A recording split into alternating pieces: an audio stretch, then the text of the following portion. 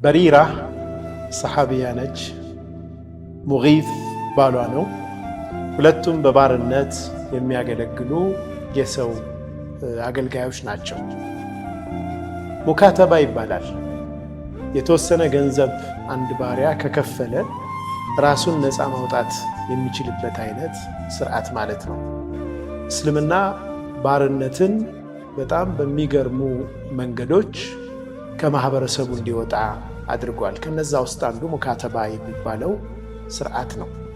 ይህ ድሮም የነበረ አንድ ሰው ከባርነት ራሱን ነፃ ለማውጣት የሚገባው ኮሚትመንት ነው። ያን ኮሚትመንት ከፈጸመ በኋላ ነፃ ይወጣል። ከባርነት ነፃ ለማውጣት እስልምና የተጠቀማቸው በርካታ መንገዶች ውስጥ አንዱ ሰዎች አንድ ጥፋት በሚያጠፉበት ጊዜ የዒባዳ አይነት ከፋራ በሚኖርበት ጊዜ በከፋራ መንገድም ይህን አይነት አውጡ እየተባለ ነፃ የማውጣት ስርዓትም አለ። እንደዚሁ ባሪያን ነፃ ማለት በጣም ትልቅ ክብር ያለው አላህ ሱብሓነሁ ወተዓላ ዘንድ በጣም ብዙ አጅር የሚያስገኝ መልካም ስራ ነው። አላ ኩሊ ሓል በሪራ በባርነት ከምትኖርበት ዓለም ወጥታ የራሷን ነፃነት ማግኘት ቻለች። በሙካተባ የገባችውን ኮሚትመንት በመፈጸም ነፃ ሆነች። በባርነት ዘመኗ ባሏ የሆነውና የልጆቹ አባት የሆነው ሙጊዝ ከሱ ጋር መቀጠል ፈቃደኛ አልሆነችም። መጀመሪያ ያደረገችው ነገር ከሱ ጋር መለያየት ነበር። ምክንያቱም አሁን እሷ ነፃ ሰው ነች፣ እሱ ደግሞ በባርነት ነው ያለው። ስለዚህ ከሱ ጋር አልኖርም ትልና ከሙጊዝ ትርቃለች።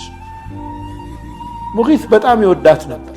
በመዲና መንገዶች እየዞረ ይለምናት ነበር። እባክሽን ጥለሽኝ አትሂጂ ይላት ነበር። ነቢዩ ዓለይሂ ሰላቱ ወሰላም ካጎታቸው ዓባስ ጋር በመንገድ ላይ ሲሄዱ የሙጊዝን ሁኔታ ያዩና ያ ዓባስ አላ ተዕጀቡ ሚን ሑቢ ሙጊዝን በሪረተን በሪራን ምን ያክል እንደሚወዳት ሙጊዝን ስታይ አይገርምህም እንዳሉ ነቢያችን ሰለላሁ ዐለይሂ ወሰለም። ወሚን ቡግዚ በሪረቲ ሙጊዝን በሪራ ደግሞ ሙጊዝን የምትጠላው ነገር አይገርምህም ወይ? አትደነቅም ወይ?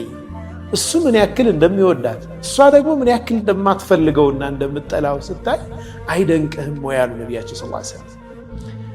ሙጊዝ ብዙ ጥረት አደረገ፣ ሊሳካለት ስላልቻለ መጨረሻ ወደ ነቢዩ ሰለላሁ ዐለይሂ ወሰለም ሄደና እባክዎት ሽምግልና ይሄዱልኝ አላቸው። በሪራን ይለምኑልኝ አላቸው። ነቢዩ ሰለላሁ ዐለይሂ ወሰለም ሄዱና አንቺ በሪራ ሆይ ለው ራጀዕቲሂ ምነው እንደው ይህንን ትዳር ብትመልሽው አይሻልንም ወይ? እሱ ባለቤትሽ የነበረ የልጆችሽ አባት ነው፣ ብትመለሽ ምናለ ብለው ነቢ ሰለላሁ ዐለይሂ ወሰለም ሽምግልና ሄዱ። በሪራ አንድ ጥያቄ ጠየቀቻቸው። ያ ረሱለላህ ሰለላሁ ዐለይሂ ወሰለም ተእሙሩኒ፣ ትእዛዝ ነው ይህ አንተ የአላህ መልክተኛ ብላ ጠየቀቻቸው። ነቢ ሰለላሁ ዐለይሂ ወሰለም ላ ኢነማ አና ሻፊዑን አሉ። ነቢ ሰለላሁ ዐለይሂ ወሰለም ኢነማ አና ሻፊዑን፣ እኔ እንኳ ትእዛዝ ሳይሆን እያዘዝኩሽ ሳይሆን ሽማግሌ ሆኜ ነው የመጣሁት፣ እየሸመገልኩ ነው እንጂ እያዘዝኩ አይደለም አሉ ነቢያችን ሰለላሁ ዐለይሂ ወሰለም። ይህኔ በሪራ ላ ሐጀተ ሊ ፊህ፣ እሱ ጋር ምንም ጉዳይ የለኝም ብላ ጉዳዩን ዘጋች። እዚህ ላይ የምንወስዳቸው በርካታ ትምህርቶች አሉ። አንደኛ የሴት ልጅ መብት የተጠበቀ መሆኑን እንረዳለን።